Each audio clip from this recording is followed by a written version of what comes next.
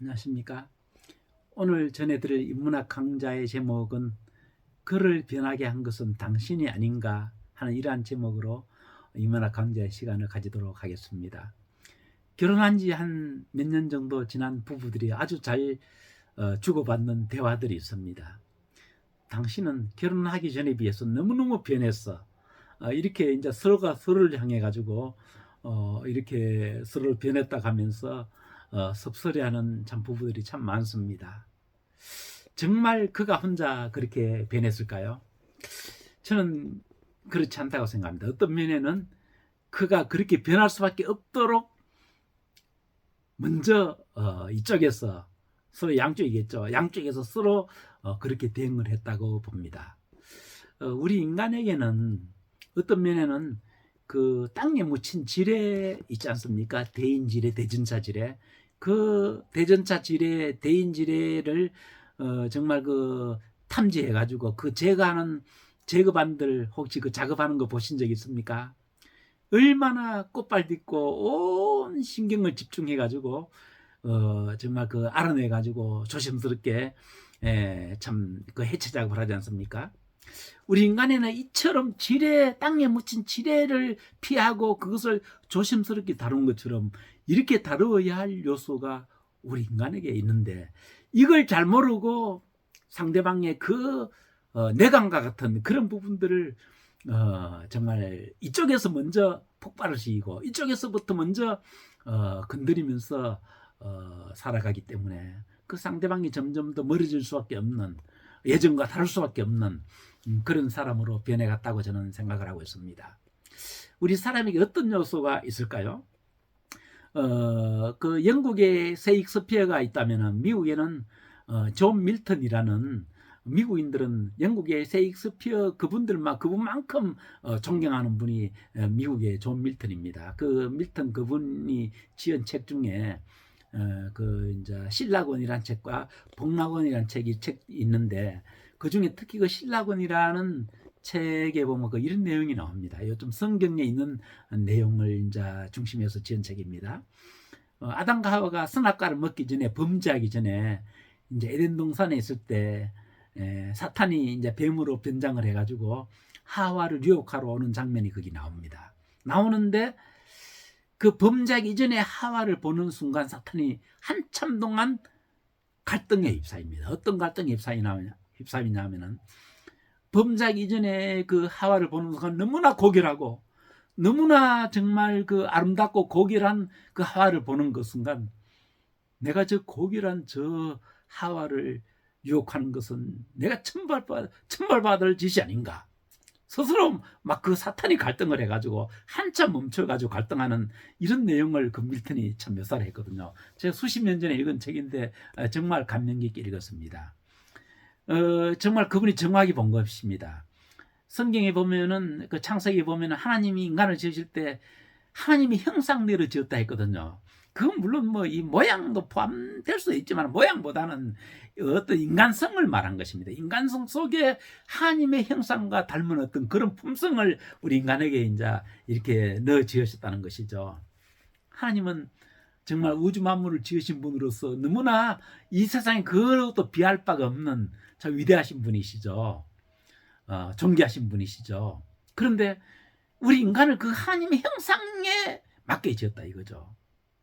그러니까 사탄이 하와를 유혹하러 왔다가 하나님의 형상처럼 지음받은 그 고결하고 정말 그 아름다운 그 하와를 유혹하러 왔다가 그 고결함의 위험에 위압이 돼가지고 잠시 이제 사탄이 갈등했다는 이제 그런 내용이거든요.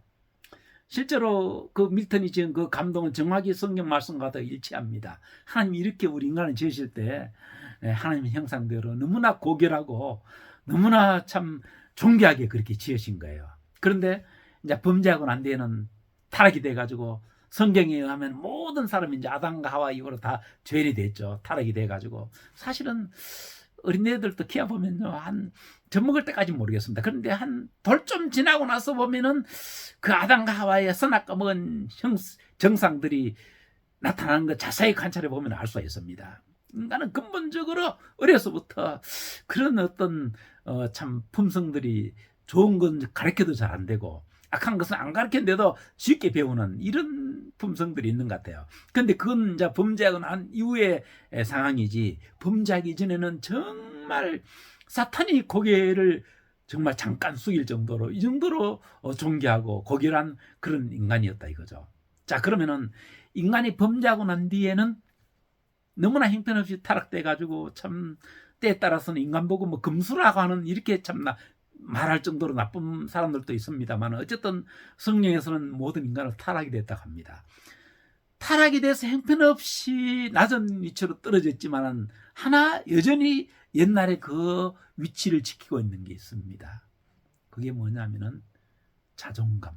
하나님이 하나님 형상대로 지으셨을 때 그 높은 고결할 때의 그 자존감, 그 자존심은 비록 현재 타락이 돼서 죄인의 신분으로 떨어졌지만 여전히 그 높은 자존감을 모든 인간들이 여전히 가지고 있는 것이에요.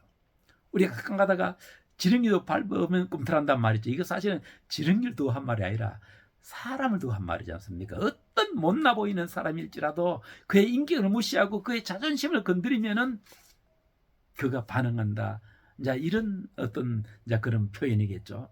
이처럼 인간에게는 비록 현재 그에 절대 미치지 못한 타락이 됐지만은 하나님의 형상에 맞게 지어서 그 높은 고결할 때 그 자존감, 그 존귀할 때 그 자존감을 타락이 된 현재 상태도 그대로 가지고 있으니 그 존귀함에 미치지 못하는 어떤 대접을 받게 될 때는 그만 마음속에서 치밀어 오는 게 있다 이거죠. 나를 무시해.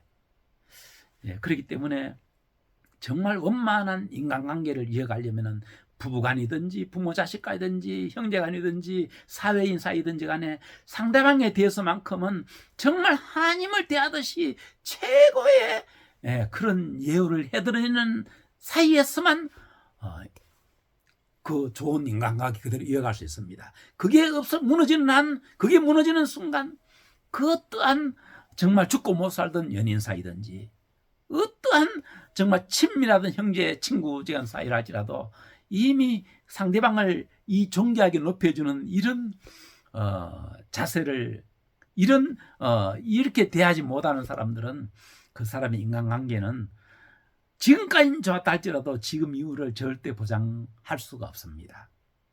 그래서 정말 오늘 제가 꼭 드리고 싶은 말씀은 부부간이든지 부모 형제 자식 사이가이든지 이웃 동료 사이든지 간에 저분이 하나님의 형상으로 지었을 때 그 높은 자존심은 여전히 그대로 가지고 계신 분이시구나. 그걸 알고 그 자존심을 어떤 경우에도 건드리지 않는 그런 조심스러운 언행으로 상대방을 대하게 될 적에 결단코 그런 사람의 인간관계는 절대 잘못되어질 수가 없는 것입니다.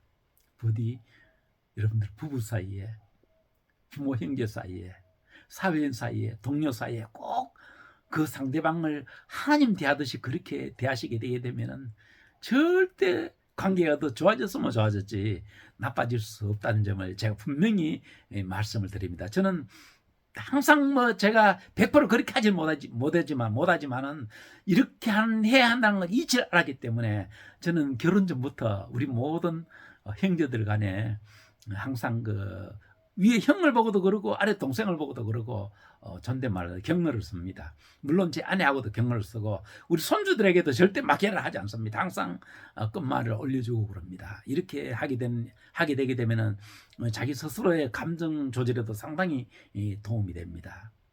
부디 앞으로 저와 여러분들 모든 대하시는 모든 분들에게 하나님 대하듯이 그렇게 존경을 높이 대해드리게 될 적에 그분 또한 우리에게 그렇게 할 것입니다. 성경 마태복음 7장에 이런 말씀이 있죠. 대접을 받으려거든 먼저 대접하라. 정확히 맞는 말씀입니다. 우리가 먼저 상대방을 정말 왕처럼 하나님처럼 높이 대접해드리게 될 적에 그분 또한 나를 그렇게 존귀히 알고 나를 귀하게 대접해 줄 것입니다. 결단코 그가 변한 게 아니라 우리 자신이 내 아내, 내 남편, 내 부모, 내 자식, 내 형제, 내 동료를 변하겠다 하는 이 점을 명심하시고 앞으로는 그 모든 분들을 더 귀히 높이 대접해 드리시길 바라겠습니다. 감사합니다.